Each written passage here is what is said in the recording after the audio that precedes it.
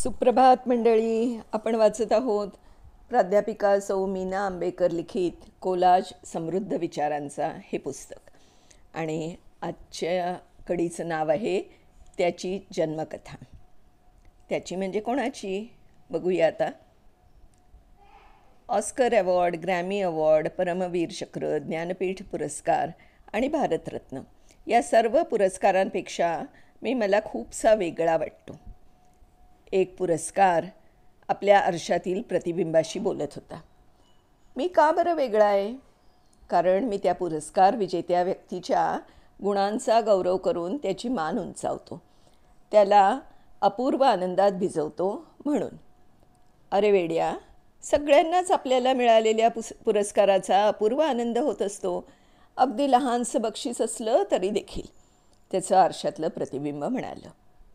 मी म्हणालो, खरंच की मी जिवंतपणी दिला जातो म्हणून वेगळा आहे बरं का? उत्तर आलं, नाही. बरं मग मी देताना रंग, जात, धर्म, देश, गरीब, श्रीमंत असा कुठलाच भेदभाव केला जात नाही म्हणून का? अरे असं काय करतोस? याचं खरं कारण आहे, आणि ते म्हणजे अखिल मानवजातीच्या कल्याणासाठी केलेल्या अतुलनीय कामगिरीबद्दल तुझं पारितोषिक देण्यात येतं. तू आंतरराष्ट्रीय स्तरावरचा तर आहेसच, तसंच तुला प्राप्त करणारी प्रत्येक व्यक्ती केवळ नोकरी म्हणून नाही तर आपलं ध्येय म्हणून, आणि 2-3 वर्ष नाही तर 15-20 वर्ष तरी आपलं आयुष्य झोकून देऊन काम करीत असते. काहींचं तर अख्खं आयुष्यच पणाला लावलेलं असतं. आणखी एका गोष्टीने तू इतरांपेक्षा आगळा वेगळा आहेस, ते म्हणजे तुला शोधण्याची, म्हणजे एखाद्याची कामगिरी ही शास्त्रशुद्ध, न्यायी आणि पाण्यासारखी पारदर्शक पद्धत. आणि म्हणूनच आज तुला 122 वर्ष होऊनही तू जगातला अत्युच्च पुरस्कार समजला जातोस. हे ऐकून माझ्या अंगावर रोमांचच उभे राहिले. अरे, मलाही अधूनमधून काही अद्भुत किस्से ऐकायला मिळतात.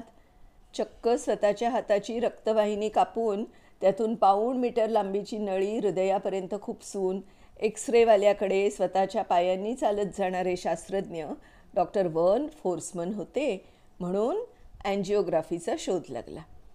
संशोधनासाठी लागणारी जागा नाही, पुस्तकं, साधनसामग्री नाही, गावामध्ये मलेरियाचे प्रचंड तांडव, अशा कठीण अवस्थेत फक्त एका गंजक्या सूक्ष्मदर्शक यंत्राच्या सहाय्याने नोकरी सांभाळून उरलेल्या वेळात संशोधन करून मलेरिया निर्मूलनासाठी लाख मोलाचा शोध लावणारे डॉक्टर रोनॉल्ड रॉस यांनी लाखो लोकांचे प्राण वाचवले आहेत.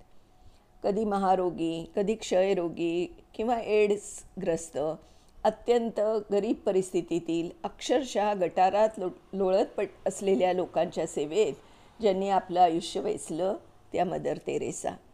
त्यांच्या आश्रमात त्यावेळी 36,000 अशा निराधारांना आश्रय मिळाला. या सगळ्या चकित करणाऱ्या कथा मी ऐकलेल्या आहेत. माझा जन्म एका श्रीमंत आणि अत्यंत बुद्धिमान घराण्यात स्वीडनमध्ये झाला. माझे पिता अत्यंत बुद्धिमान तर होतेच, पण त्याचबरोबर ध्येयवेडे, कठोर परिश्रम करणारे, दानशूर, संशोधक, शास्त्रज्ञ, व्यवसाय निपुण, दूरदृष्टी लाभलेले असे होते. तसेच तत्त्ववेत्ते, कवी, नाटककार, शांततेचे पुरस्कर्ते अशा विविध गुणांचे पैलू लाभलेले असामान्य व्यक्तिमत्वाचे होते. रेल्वेमार्ग, बोगदे, रस्ते यांची सुरक्षित बांधणी व्हावी म्हणून सुरक्षित सुरुंगांचा, डायनामाईटचा शोध लावताना त्यांना अपघातात आपला सख्खा भाऊ आणि जिवलग मित्र गमवावे लागले. स्फोटात त्यांच्या अनेक प्रयोगशाळा नष्ट झाल्या, तरी शहराबाहेर नदीवर तराफा बांधून तिथे त्यांनी आपली प्रयोगशाळा पुन्हा सुरू करून जगाला सुरक्षित सुरुंगाचा शोध लावून दिला. त्यांनी फक्त स्फोटकांवरच काम केलं असं नव्हे, तर कापड उद्योगाला लागणारी रसायनं, कृत्रिम चामडी, कृत्रिम रेशीम, कृत्रिम रबर यांच्यावरही त्यांनी शोध लावले.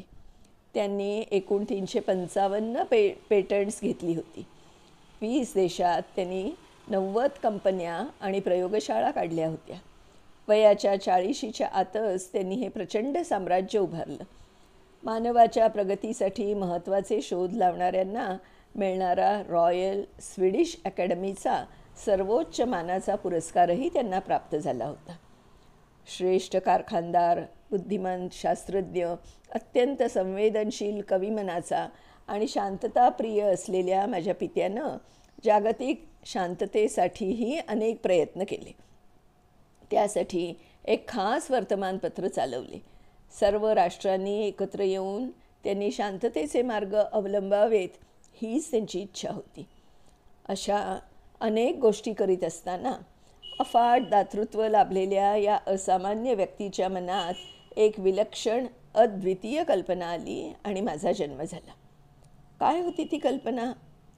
अविरत कष्ट करून मिळवलेली त्यांची सर्व संपत्ती म्हणजे 3.1 कोटी स्वीडिश क्रोनर म्हणजेच 1.3 अब्ज रुपये जगभरातील सर्वोत्कृष्ट कार्य आणि संशोधन करणाऱ्या अतिशय निवडक लोकांच्या प्रशंसेसाठी देण्याचं त्यांनी ठरवलं.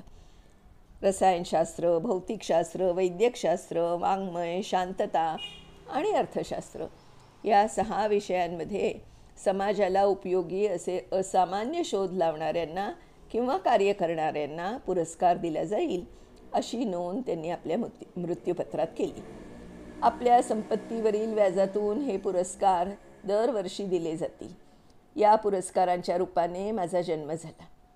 मी 1901 पासून दरवर्षी 10 डिसेंबरला अतुलनीय कार्य करणाऱ्या असामान्य लोकांचा गौरव करून हा मानाचा मुकुट चढवू लागलो.